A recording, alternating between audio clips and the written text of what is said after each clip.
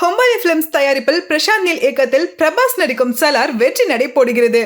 Big Boss season 7 final stage நோக்கி எல்லாருமே போயிட்டு இருக்கக்கூடிய இந்த நேரத்தில் உள்ள போட்டி ரொம்பவே டஃபா மாறிக்கிட்டே இருக்கு. அந்த டிக்கெட் டு ஃபினாலி டாஸ்க்லாம் கூட ரொம்பவே விறுவிறுப்பா போயிட்டு இருக்கு. ஆல்ரெடி இந்த வாரம் நாமினேஷன்ல 7 பேர் இருக்காங்க. அந்த டாப் 10 கண்டஸ்டன்ட் இப்போ உள்ள இருந்துட்டு இருக்காங்க. ஃபைனல்ஸ்க்கு இன்னும் 2 வாரம் தான் இருக்கு. அப்படிங்கும்போது நாமினேட் ஆயிருக்க இந்த 7 பேர்ல இருந்து யார் இந்த வாரம் எவிக்ட் ஆக போறாங்க? மேபி இந்த வாரம் டபுள் எவிக்ஷன் இருக்குமா, அப்படி இல்லைன்னா டிக்கெட் டு ஃபினாலியை பேஸ் பண்ணி மிட் எவிக்ஷன் எதுவும் வைப்பாங்களா அப்படிங்கிற எதிர்பார்ப்பு நிறையவே இருந்துட்டு இருக்கு. அந்த எவிக்ஷன் ப்ராசஸ்க்காக நாமினேட் ஆயிருக்க இந்த 7 பேர்ல மாயா, நிக்சன், மணி, விஷ்ணு இந்த 4 பேரும் டிக்கெட் டு ஃபினாலியோட ஃபைனல் ஸ்டேஜ்ல நிக்கிற மாதிரி தான் இப்போ ஒரு ப்ரோமோ ரிலீஸ் பண்ணிருக்காங்க. அதுல பூர்ணிமா மட்டும் தான் நாமினேஷன் இல்லாம இருந்திருக்காங்க.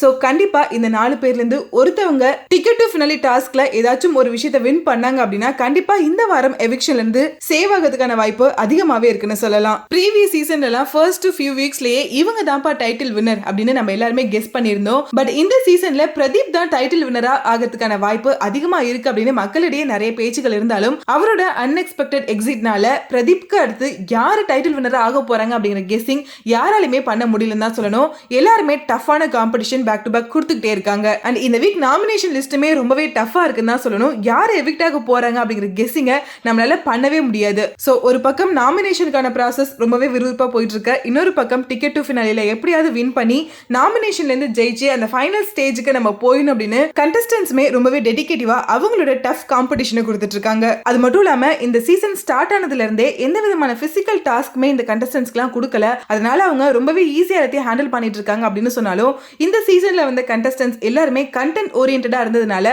அதை வச்சே பயங்கரமான டாஸ்க்லாம் கொடுத்திருந்தாங்க.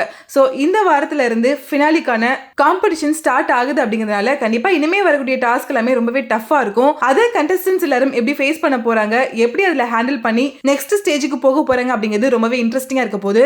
சோ இனிமே வரக்கூடிய இந்த ஃபியூ வீக்ஸ் கண்டிப்பா பிக் பாஸ் சீசன் 7 ஒரு இன்ட்ரெஸ்டிங்கான வீக்கா இருக்கும் அப்படின்னு தான் நினைக்கிறேன். அண்ட் நீங்க டிக்கெட் டு ஃபினாலி வின் பண்ண போறது யாரா இருக்கும், நாமினேட் ஆகிருக்க இந்த 7 பேர்ல இருந்து யாரு எவிக்ட் ஆகிறதுக்கான வாய்ப்பு அதிகமா இருக்கும் அப்படின்னு உங்களோட கெஸ்ஸிங்ஸை கமெண்ட்ல கூட ஷேர் பண்ணுங்க.